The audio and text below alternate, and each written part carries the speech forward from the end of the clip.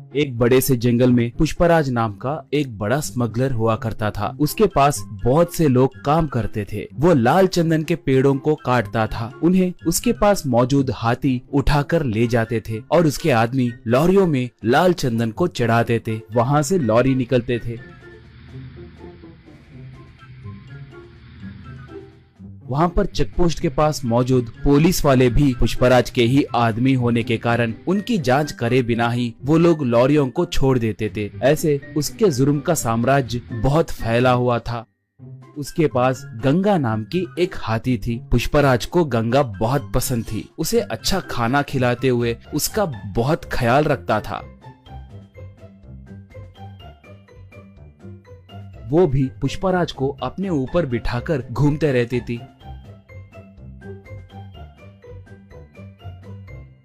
पुष्पराज आसपास के गांव में भी बहुत दान करता था।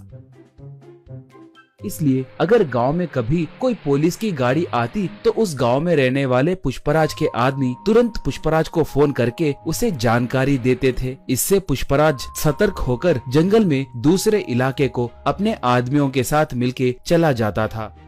पुलिस वाले आकर वहां पर देखे तो उन्हें कोई नहीं दिखते थे। इससे वो लोग सर पकड़ लेते थे।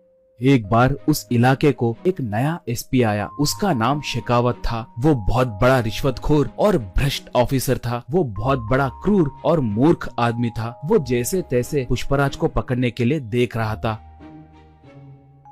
एक बार गलती से गंगा एक घाटी में गिर गई, मगर वो पूरी तरह से घाटी में गिरे बिना नीचे एक बड़े से पत्थर के बीच में फंस गई थी। वो हाथी उसे बचाने के लिए चिंगाड़ने लगी।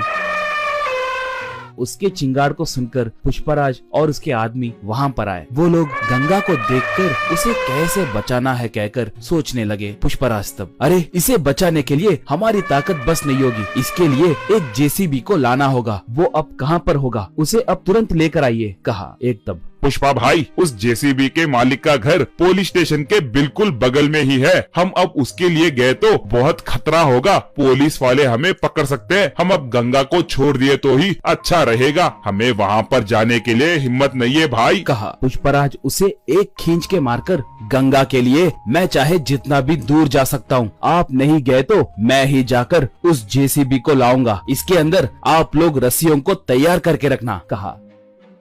ऐसे वो बाइक को लेकर गांव में आया। उस जेसीबी वाले से पूछकर जेसीबी को लेकर निकला।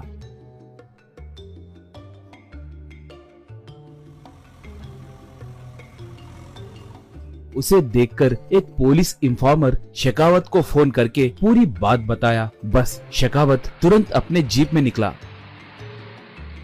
पुष्पराज पहाड़ के पास पहुंचकर जेसीबी को रस्सियां बांधकर उनसे गंगा को ऊपर खींचकर उसे बचाया। गंगा ऊपर आकर खुशी से चिंगाड़ने लगी। पुष्पराज को अपने सूंड से आशीर्वाद दी। इतने में शेखावत वहां पर आकर बंदूक से पुष्पराज पे निशाना साधा।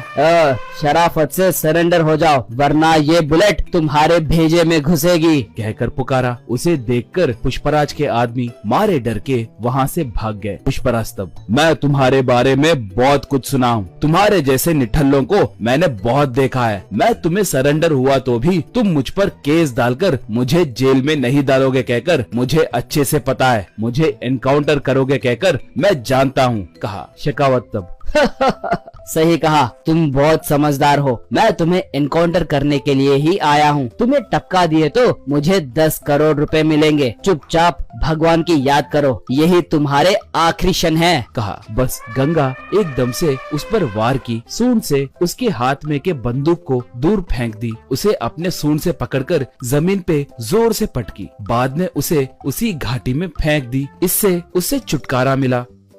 बाद में पुष्पराज गंगा को प्यार से चूमा। उसके ऊपर बैठकर जंगल की ओर निकला पुष्पराज। दोस्तों, आपको ये कहानी पसंद आई तो दया करके हमारे चैनल को सब्सक्राइब कीजिए। उसके साथ साथ वीडियो को लाइक मार के आपके दोस्तों को शेयर भी कीजिए। पुष्पा 2 के लिए कौन कौन इंतजार